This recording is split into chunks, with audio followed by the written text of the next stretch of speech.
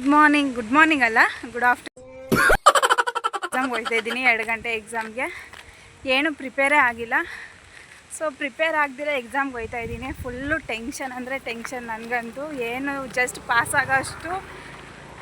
ಆಗಿಬಿಟ್ಟು ಬರ್ತೀನಿ ಗೈಸ್ ಅಷ್ಟೇ. ಅದಕ್ಕಿಂತ ಜಾಸ್ತಿ ಎಕ್ಸ್ಪೆಕ್ಟ್ ಮಾಡೋಕ್ಕಾಗಲ್ಲ, ಹಾಗಾಗಿಬಿಟ್ಟೈತೆ. ಒಂದು ಓದ್ತಾ ಇದ್ರೆ ಇನ್ನೊಂದು ಏನೋ ಯೋಚನೆ ಬರ್ತಾ ಇರುತ್ತೆ. ಸೊ ಅದಕ್ಕೆ ಪಾಸ್ ಆಗ್ತೀನಿ ಗೈಸ್. ಪಾಸ್ ಆಗೋದ್ರಲ್ಲಿ ಏನಿಲ್ಲ, ನೋಡ್ಬೇಕು. ಕ್ವಶನ್ ಏನಾದರೂ ಯಾರಾದರೂ ನಮ್ಮ ಸ್ವಂತದವ್ರು ಮಾಡಿದರೆ, ಈಸಿಯಾಗಿ ಮಾಡಿದರೆ ಬದುಕಂತೀನಿ. ಇಲ್ಲಾಂದರೆ ಓಂ ನಮಃ ಶಿವಾಯ ಅಲ್ಲ, ಏನದು ವೆಂಕಟರಾಮ ಸ್ವಾಮಿ ಗೋವಿಂದ ಗೋವಿಂದ ಅಷ್ಟೇ. ನೋಡೋಣ. ಅದಕ್ಕೆ ಇವತ್ತು ಯಾವಾಗಲೂ ನಾನು ಎಕ್ಸಾಮ್ಗೆ ಇನ್ನೇನು ಹಾಫ್ ಆನ್ ಅವರ್ ಇದ್ದಾಗ ಹೋಗ್ತಾಯಿದ್ದೆ. ಇವತ್ತು 1.5 ಅವರ್ಗೆ ಮುಂಚೆನೇ ಎಕ್ಸಾಮ್ ಹಾಳ ಹತ್ರ ಹೋಗ್ತಾಯಿದ್ದೀನಿ. ಫ್ರೆಂಡ್ಸ್ ಏನಾದರೂ ಹೇಳಿದ್ರೆ ಕಿವಿಗೆ ಸ್ವಲ್ಪ ಕೇಳಿಸ್ಕೊಂಡು ಬರೆದ್ಬಿಟ್ಟು ಬರೋಣ ಅಂತ ನಾನೇ ಆದಷ್ಟು ಹೇಳ್ಕೊತಾ ಇದ್ದೀನಿ. ಯಾಕಂದರೆ ಎಕ್ಸಾಮ್ ಎಲ್ಲ ಬರೆದ್ಬಿಟ್ಟು ನನ್ನ ಫ್ರೆಂಡ್ನ ಮದುವೆ ಆಗಕ್ಕೆ ಹೋಗ್ತಾವಳೆ. ಸೊ ಅವಳನ್ನ ಬ್ಯಾಚುಲರ್ ಪಾರ್ಟಿಯಿಂದ ಏನು ಮುಂದೆ ಏನೋ ಗೊತ್ತಿಲ್ಲ, ಹೋಗ್ಲಿಕ್ಕೆ ಮನಸ್ಸುಂಟು, ನೀವು ದಾರಿ ಮಾಡಿ ಕೊಡ್ಬೇಕು. ಬ್ಯಾಚುಲರ್ ಪಾರ್ಟಿಯಿಂದ ಕಳಿಸ್ಕೊಡ್ತಾ ಇದ್ದೀವಿ ಅವಳನ್ನ ತೋರ್ಸೋಕ್ಕಾಗಲ್ಲ ಗೈಸ್. ಯಾಕಂತಂದರೆ ಅವಳು ಫೋನ್ಗಳಲ್ಲೆಲ್ಲ ಬರಲ್ಲ, ತುಂಬ ಸುಂದರಾಂಗಿ ಅವಳು. ಬೇಕಾದ್ರೆ ಮೌನಿಶನ್ ಒಬ್ಬಳು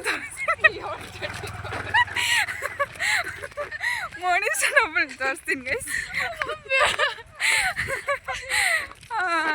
ಅದಕ್ಕೋಸ್ಕರ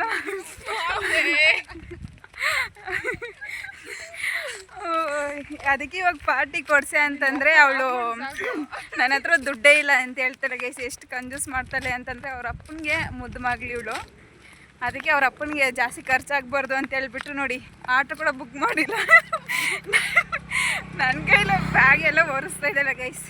ಇಂಥ ಫ್ರೆಂಡ್ನ ಡಿಗ್ರಿಯಲ್ಲಿ ಪಡ್ಕೊಂಡಿರೋದು ನನ್ನ ಅದೃಷ್ಟ. ಅದು ಏಕಾಏಕಿಯಾಗಿ ಒಬ್ಬಳು ತುಂಬ ಕ್ಲೋಸು. ಇವರೇ ನಮ್ಮ ರೂಮ್ಮೇಟ್. ಎಲ್ಲರೂ ನೋಡ್ತಾರೆ ಅಂದೆ ಗೈಸ್. ವಿಡಿಯೋ ಮಾಡಿರೋದು ಎಲ್ಲರೂ ನೋಡೋಕ್ಕೆ, ಮತ್ತು ಎಲ್ಲರೂ ನೋಡ್ತಾರೆ ಅಂತಂದರೆ ನಾನು ಇನ್ನೇನು ಹೇಳೋದು. ನೋಡಿ ಎಂಥ ಸಮಸ್ಯೆ ಇವ್ರ ಹತ್ರ ಇದ್ರೆ ಇರಲಿ ಪಾಪ. ಇದು ಲಾಸ್ಟ್ ಮೆಮೊರಿ.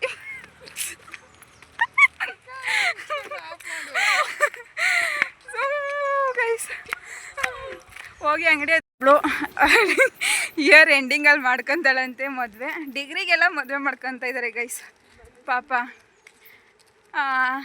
ಅದಕ್ಕೆ ಸರಿ ಅಂತ ಹೇಳ್ಬಿಟ್ಟು ನೀನೇನು ಮಾಡ್ತೀಯ ಅಂತ ಕೇಳಿದ್ರು. ಇಲ್ಲೇ ಎಲ್ಲಾದರೂ ಮಠ ಇದ್ರೆ ಮಠಕ್ಕೆ ಸೇರಿಸ್ಬಿಡ್ರಿ ಅಂತ ಕೇಳಿದೆ. ಅವರು ಫುಲ್ಲು ನಗ್ತಾವ್ರೆ. ಹೋದರೆ ಹೋಗ್ಲಿ ಬಿಡಿ ಅಂತ ನಗ್ರಿ ಅಂತ ಹೇಳ್ಬಿಟ್ಟು ಸುಮ್ಮನೆ ಅವ್ರನ್ನ ನಗಿಸ್ತಾ ಇದ್ದೆ. ಹಾಗೆ ಏನು ಮಾಡೋಣ, ನಗೋದೇ ಒಂದು ಕಷ್ಟ ಆಗಿಬಿಟ್ಟೈತೆ ಇವಾಗ. ಆದರೂ ನಾವೇ ಏನೋ ಒಂದು ಮಾಡಿ ನಗ್ತಾ ಇರಬೇಕು. ನಗುವೆ ನೀನೇ ನನ್ನ ನಗುವೆ.